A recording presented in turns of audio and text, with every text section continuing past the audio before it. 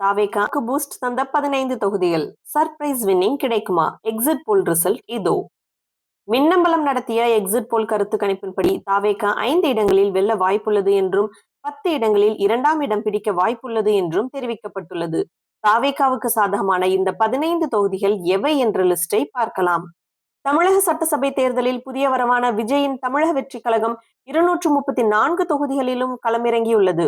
சேலம் மாவட்டம் எடப்பாடி தொகுதியில் தாவேகா வேட்பாளர் அருண்குமாரின் வேட்புமனு நிராகரிக்கப்பட்ட நிலையில் அந்த தொகுதியில் டிவி சின்னத்தில் போட்டியிட்ட சுயேட்சை வேட்பாளர்களுக்கு தாவேகா ஆதரவளித்துள்ளது. மற்ற 233 தொகுதிகளிலும் தாவேகா வேட்பாளர்கள் விசில் சின்னத்தில் களம் கண்டனர். வரும் மே 4ஆம் தேதி வாக்கு எண்ணிக்கை நடைபெறும் சூழலில் தமிழக சட்டசபை தேர்தல் முடிவுகள் எப்படி இருக்கும் என்பது தொடர்பாக பல்வேறு கருத்து கணிப்புகள் வெளியிடப்பட்டுள்ளன. ஒவ்வொரு சட்டசபை தொகுதியிலும் 200 பேர் வீதம் 234 தொகுதிகளிலும் 46,800 பேரிடம் யாருக்கு வாக்களித்தீர்கள் என கேட்கப்பட்டு அதன் முடிவுகளை வெளியிட்டுள்ளது மின்னம்பலம்.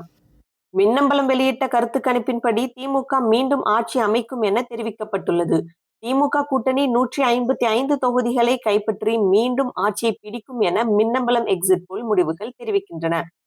அதிமுக கூட்டணி 72 இடங்களையும் விஜயின் தாவேகா 5 இடங்களையும் பெறும் என கணிக்கப்பட்டுள்ளது. தாவேகா வெற்றி பெறும் என கணிக்கப்பட்ட 5 தொகுதிகள் பெரம்பூர், ஆர்கே நகர், கோபிச்செட்டிப்பாளையம், திருச்செங்கோடு, சேலம் மேற்கு.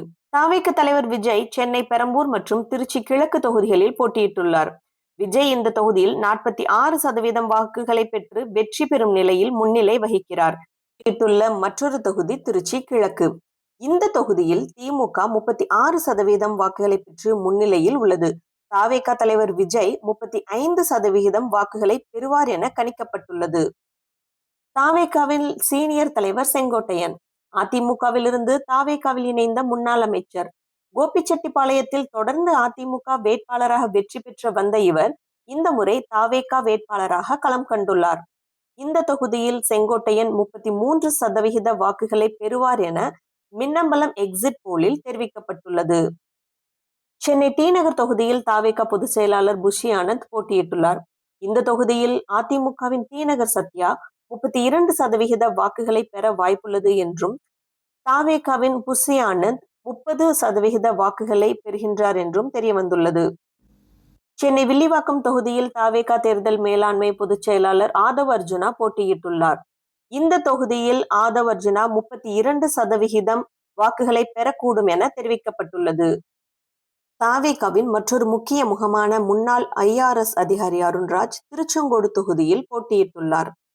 இந்த தொகுதியில் இவருக்கு 31% வாக்குகள் பெறுவார் என எதிர்பார்க்கப்படுகிறது. சேலம் மேற்கு. இங்குதான் ஒரு ட்விஸ்ட்.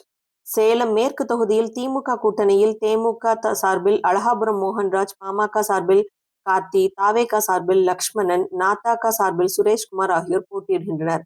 அந்த தொகுதியில் தாவேகா வெற்றி பெற வாய்ப்புள்ளதாக மின்னம்பலம் நடத்திய கருத்து கணிப்பில் தெரிவிக்கப்பட்டுள்ளது.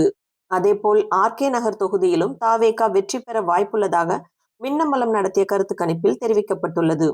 தாவேகா 2வது இடம் பிடிக்க வாய்ப்புகள் உள்ள தொகுதிகள் திருச்சி கிழக்கு, வில்லிவாக்கம், ராயபுரம், அறந்தாங்கி, எழும்பூர், தியாகராய நகர், மயிலாப்பூர், காரைக்குடி, கொளத்தூர், பாளையங்கோட்டை.